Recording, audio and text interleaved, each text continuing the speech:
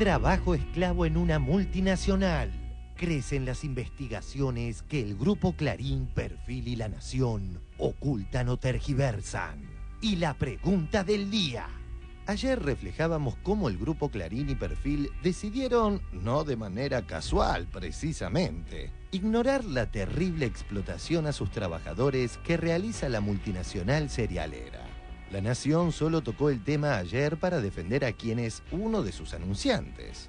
Y hoy, visiblemente crispado, en su portada el diario de Zaguier publicó una cantidad de mentiras y malintencionadas inexactitudes sobre esta productora. Mientras los medios concentrados ocultan deliberadamente los sucesos, la investigación sigue su curso.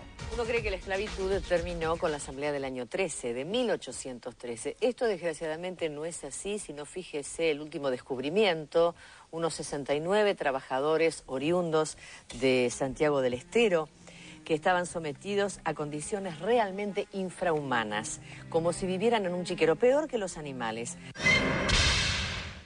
Página 12. La onda del verano. Otro campamento de trabajadores esclavos en San Pedro. El caso se enmarca en la investigación que incluyó a la multinacional Nidera, revelada el domingo en Página 12. Los trabajadores, que llegaron en 2 tandas el 15 y el 29 de diciembre pasado, desfloraban maíz todos los días durante 12 horas. Según constató Página 12 durante el operativo, para dormir contaban con unas 30 camas cuchetas ubicadas dentro de una carpa de lona. Además, no tenían baños ni luz. Los alimentos perecederos eran conservados a la intemperie. El agua para bañarse la trasladaban en tachos agrotóxicos. Desde que están allí, jamás vieron un médico. Varios sufrieron diarrea y a uno lo afecta un tumor. Además, no sabían en qué lugar geográfico se encontraban, dijo el fiscal a este diario. Vamos a hablar con el doctor Carlos Molina, viceministro de Trabajo de la provincia de Buenos Aires. ¿Qué pasó con esta estancia puntual? Este allanamiento fue dispuesto por el fiscal de San Nicolás el día de ayer.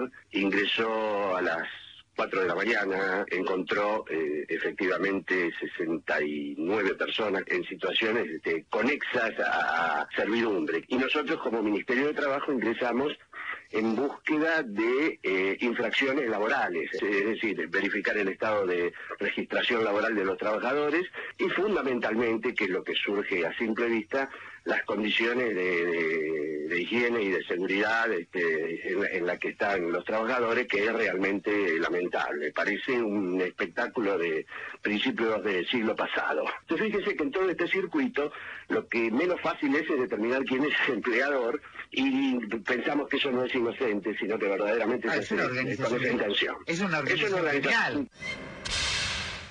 Las actitudes esclavistas de estas transnacionales van a contramano del rumbo del país, como lo refleja excelente noticia. Tiempo argentino. El reparto de los ingresos se acerca al periodo más equitativo de la historia contemporánea argentina. La distribución de la riqueza en su mejor nivel en 35 años. Cuando cayó la convertibilidad, los más pobres cobraban 32 veces menos que los sectores de mayores recursos. Hoy, esa diferencia se redujo a 17, muy cerca de los parámetros que tuvo en el último gobierno de Perón. Las familias incrementaron sus ingresos. La indigencia cayó a la mitad desde la puesta en marcha de la asignación universal. La tasa se redujo en más del 50%, al pasar la población de menores recursos del 6,6% al 3,2%, en solo un año de aplicación.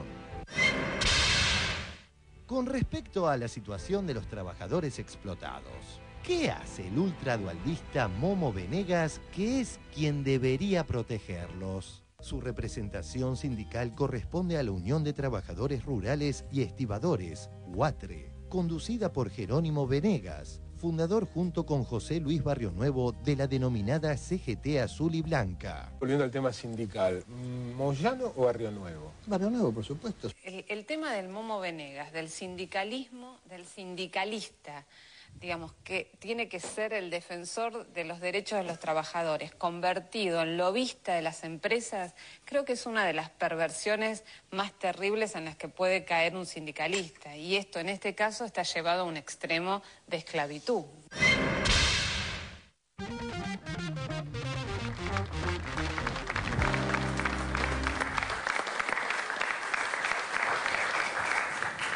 Bueno, Agustina, en principio a mí me interesa saber cómo fue que empezaste a investigar esto, viajás a las provincias, ¿cómo se hace una investigación sobre este tema? Sí, la inquietud acerca de la problemática, bueno, surge, bueno, sobre todo por una carencia de investigaciones sobre el tema.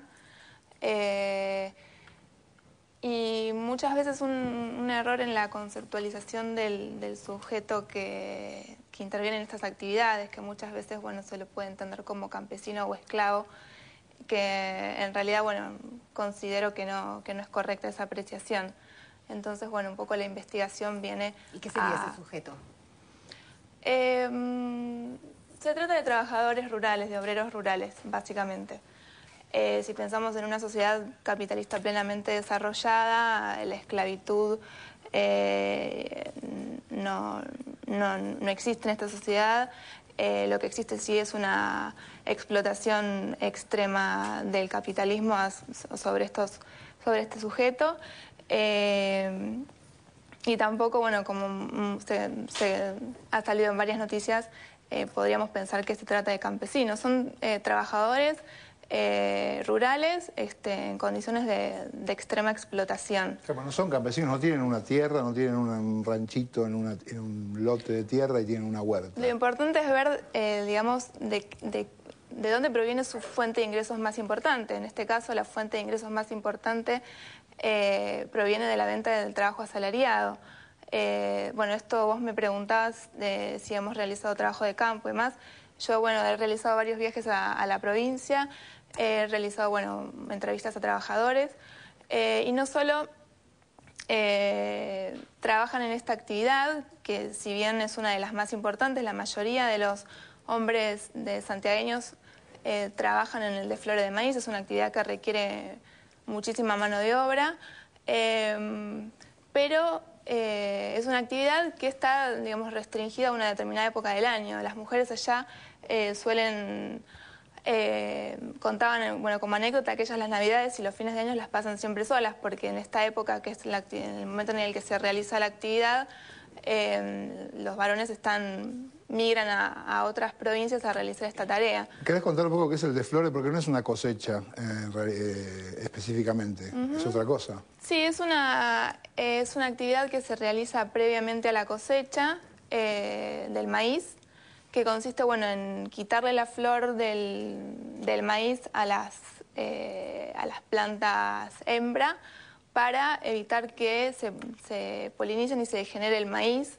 Y de esa forma, bueno, lo que se hace es producir las semillas híbridas para estas empresas de semilleros. Yo leí en tu nota que hay como una especie de urgencia porque la flor se está abriendo, tienen que evitar que la flor abra, entonces con lo cual las horas de trabajo son las que tengan que ser. Sí, en general a ellos, bueno, lo que les dicen es que van a trabajar 8 horas con una hora de almuerzo, pero bueno, la realidad es que terminan trabajando como mínimo 9 horas, o en la mayoría de los casos pueden llegar a trabajar entre 10 y 12 horas, porque bueno, están sujetos, como en cualquier otra actividad, a las necesidades del capital, y si hay mucha flor en el maíz, digamos, tienen que apurarse y trabajar para quitarle que no se degenere la producción. Ahora, ¿vos tenés consignada la cantidad de gente que se mueve alrededor del país, por el país, para ocupar estos puestos de trabajo, digamos, en este sistema? Son 10.000, por lo menos de Santiago del Estero. Sí. Yo te diría que la gran mayoría de la población de varones se emplea en esta actividad, pero no solamente en el desflore, eso es también importante de remarcar.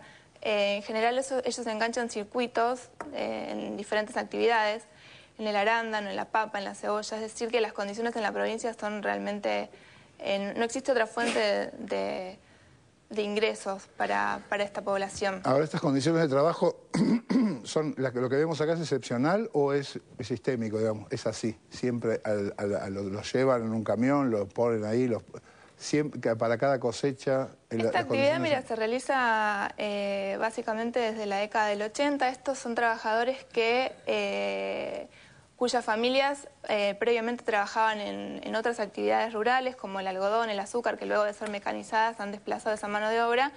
Y, bueno, muchas veces han ocupado tierras, pero bueno, una de las actividades más importantes que realizan ahora es esta. Pero las condiciones de trabajo han sido siempre las mismas. Yo he hablado con trabajadores que están jubilados, con trabajadores actuales, con trabajadores cuyos padres realizaban las mismas actividades, y las condiciones las condiciones han sido siempre estas, digamos. Es llamativo de alguna manera que tratándose de algunas, digamos, pocas empresas en términos de lo que es la rama, no exista, digamos, una regulación por parte de los organismos gubernamentales como para controlar y regular este tipo de trabajo. Claro, y tampoco aparece el sindicato, no aparece ninguna representación gremial que los asista, o en algunos casos sí. Generalmente, bueno, UATRO sabemos que es un sindicato burocrático patronal que no representa los intereses de estos trabajadores. Con lo cual existe realmente una carencia organizativa sindical que represente los intereses reales de este sector de la clase obrera argentina.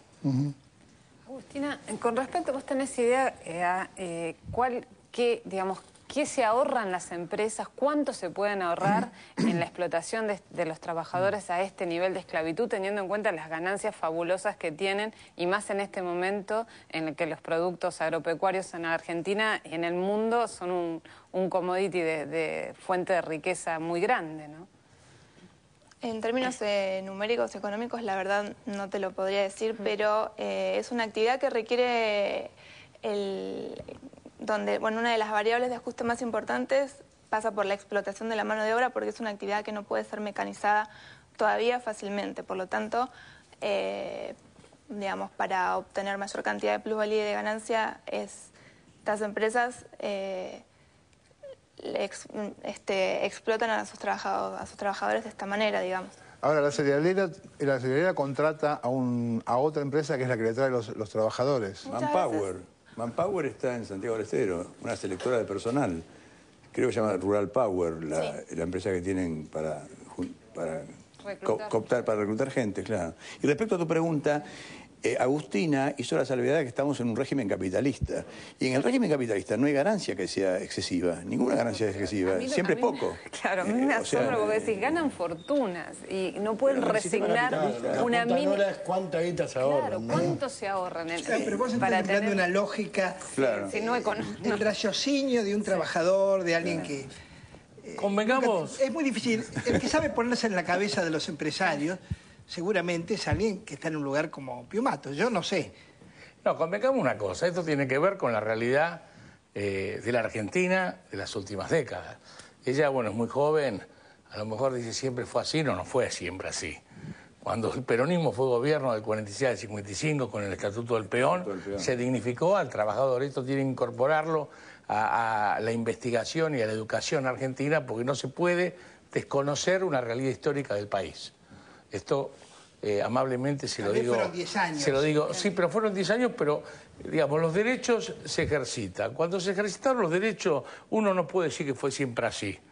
Fue siempre así, es sumarse al coro de ignorancia para ver la justicia social como un imposible, como un deber ser imposible. Bueno, acá hubo una situación que haya habido bolsones en el monte, gente que no le llegó nada. Pero pero acá hubo periodo donde esto no se dio, primer punto, en la historia argentina. Después venimos de 40 años de neoliberalismo, ¿no? Donde se avanzó en todos los sectores, Esto ahora sale por una investigación, creo que tiene, obviamente no son 50, no son 100, bien lo dijo ella,